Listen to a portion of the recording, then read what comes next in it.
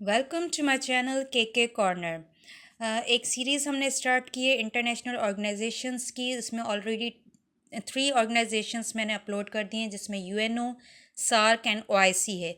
ये हमारी 4th organisation है, जो कि नेटो आज हम कवर करने जा रहे हैं एमसीक्यूज़ वे में। जिस तरीके से एमसीक्यूज़ हमारी हर किस्म की एप्टीट्यूड टेस्ट में आते हैं, इवन कॉम्पिटिटिव एग्जामिनेशंस की जो स्क्रीनिंग टेस्ट होती है उसमें भी इसी से रिलेटेड क्वेश्चंस आते हैं। तो ये आपको बहुत मुफीद साबित होंगे। इससे पहले जो भी वीडियोस मेरे चैनल पे अपलोडेड हैं वो आप जाके देख सकते हैं। अलग अलग प्लेलिस्ट बनी हुई हैं हर सब्जेक्ट की, जीके की, current affairs, English, Sindhi, Urdu, जो भी मैथ्स से रिलेटेड बहुत सारी वीडियोस हैं, तो आप ज़रूर देखिएगा। चलें स्टार्ट करते हैं। NATO, what is NATO? ठीक है, NATO full form is North Atlantic Treaty Organization, जिसको हम simply called also called North Atlantic Alliance, क्योंकि ये एक अलायंस था। ठीक है, ये अलायंस था किन के बीच में? यूरोपियन यूनियन, जो यूरोपियन कंट्रीज़ हैं,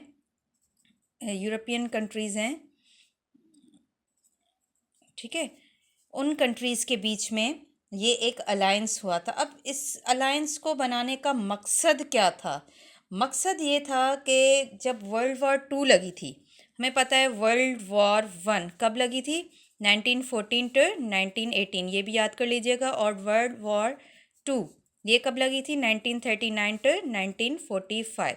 तो जब ये वर्ल्ड वॉर 2 लगी थी 1945 के बाद, उसके बाद एक डिसीजन लिया गया था कि यूरोप में, ठीक है, यूरोप में पीस मेंटेन रखने के लिए, to secure the peace, to secure peace and Europe, ठीक है, मेंटेन रखने के लिए एक अलायंस बनाया जाए या एक ऑर्गेनाइजेशन बनाई जाए, ताकि सारी कंट्रीज़ मिल के ऐसी कोई भी अगर सिचुएशन आए तो उसका सामना कर सकें। ठीक है, अब नेटो ऑर्गेनाइजेशन का मकसद ही यही है कि अगर जितने भी मेंबर्स हैं, अगर उनमें से किसी एक कंट्री पे भी कोई टेररिस्ट अटैक होता है या कोई जो है किसी भी तरीके की कोई जंग लगती है या कोई भी ऐसा वाक़या होता है, तो सारे कंट्रीज़ उसके साथ मिलते हैं।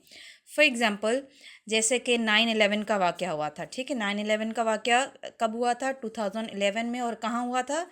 यूएसए में। ठीक है, ये बहुत ही फेमस एक वाक़या है, जब प्लेन्स जो है आपस में टकराए थे, क्रैश हुए थे, और एक पूरी की पूरी बिल्डिंग यूएसए की वो कोलैप्स हो गई थी। फाइन। तो ये एक बड़े पैमाने पे एक वाक़या हुआ था, जिसको हम टेररिस्ट अटैक कहते हैं। जो रिपोर्ट्स के मुताबिक है कि ये एक टेररिस्ट अटैक था। अब अटैक हुआ था यूएसए पे, लेकिन जितने भी मेंबर्स नेटो के थे वो सारे इसके साथ खड़े हो गए थे, इस तरीके से कि जैसे उन पे अटैक हुआ है। तो ये एक अलायंस इसीलिए बनाया गया था, ताकि अगर एक कंट्री पे मुसीबत आए तो सारे मेंबर्स उसके साथ खड़े रहें और उस प्रॉब्लम का सल्यूशन ढूंढें। ठीक है, so this was the purpose of NATO के क्यों बनाई गई। अब आते हैं उसके एमसीक्यूज़ पे कि किस तरीके से एमसीक्यूज़ होते हैं। स्टार्टिंग में इसके फाउंडिंग मेंबर्स से, ठीक है, फाउंडिंग मेंबर्स भी कभी कभी पूछे जाते हैं। तो फाउंडिंग मेंबर्स कितने थे? 12 थे। ठीक है, अच्छा, ये बनी कब थी? ये बनी थी 1949 में। कब बनी थी? 1949 में, 4 अप्रैल को, 4 अप्रैल को। तो this is also very important. Founding members कितने थे? 12। और इस वक्त के करंट मेंबर्स कितने हैं नेटो के? जो कि है 31 मेंबर्स हैं, जिसमें 29 मेंबर्स जो हैं वो यूरोपियन मेंबर्स हैं। ठीक है, 29 मेंबर्स यूरोपियन हैं और 2 मेंबर्स जो हैं वो नॉर्थ अमेरिकन हैं। ठीक है, तो ये भी क्वेश्चन बहुत इम्पॉर्टेंट है। अच्छा, 31st जो मेंबर लास्ट इसमें ऐड हुआ है, 31st मेंबर, वो कौन सा है? वो है हमारा फिनलैंड। ठीक है, फिनलैंड। और कब ऐड हुआ था? ये ऐड हुआ था अभी रिसेंटली, इसी साल 4 अप्रैल को, 2023 को। तो ये भी एक इम्पॉर्टेंट एमसीक्यूज़ हो सकता है करंट अफेयर्स और जनरल नॉलेज के हवाले से, तो ज़रूर याद रखिएगा। अच्छा, एक और बात, Pakistan is not the member of this country, क्योंकि यहाँ पर सिर्फ यूरोपियन और नॉर्थ अमेरिकन मेंबर्स हैं। तो Pakistan is not the European country, it's not the North American country, it's the Asian country. तो Pakistan is not the member.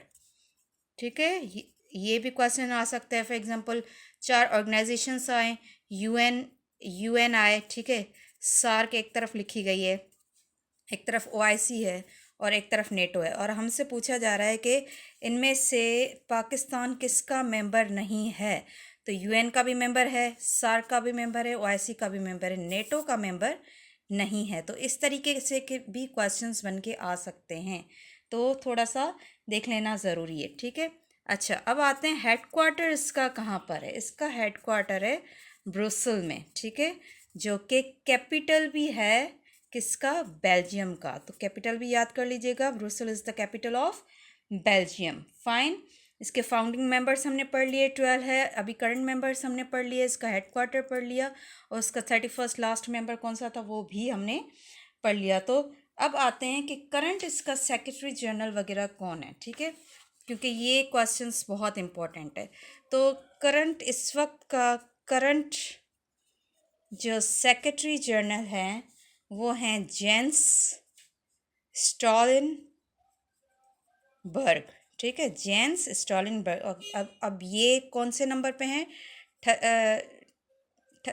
13th जो है सेक्रेटरी जनरल है, 13th। ठीक है, कब से ये सेक्रेटरी जनरल है, सिंस 2019 टू प्रेजेंट, अब तक के यही जो है सेक्रेटरी जनरल के तौर पर अपनी सर्विस दे रहे हैं। ठीक है, अब ये कहाँ से बिलोंग करते हैं, ये बिलोंग करते हैं नॉर्वे से। ठीक है, और नॉर्वे के ये प्राइम मिनिस्टर भी रह चुके हैं। ठीक है, प्राइम मिनिस्टर कौन से नंबर पर थे, 34th नंबर के ये प्राइम मिनिस्टर थे। कौन से शहर के, नॉर्वे, कौन से कंट्री के, नॉर्वे के। तो अक्सर ये भी आता है। ठीक है, तो ये मेरे ख्याल से 2001 की बात है जब ये प्राइम मिनिस्टर थे। ठीक है, but it's not confirm yet. तो नॉर्वे के हैं करंट सेक्रेटरी जनरल।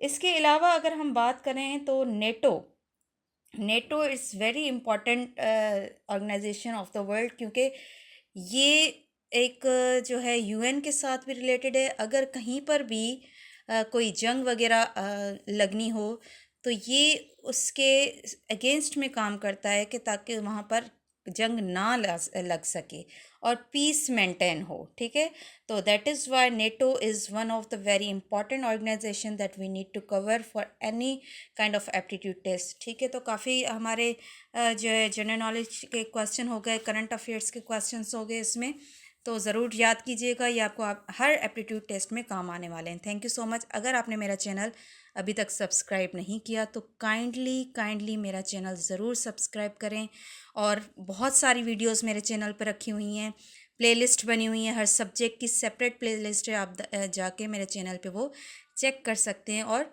रिव्यू ले सकते हैं हर वीडियो का। Thank you so much.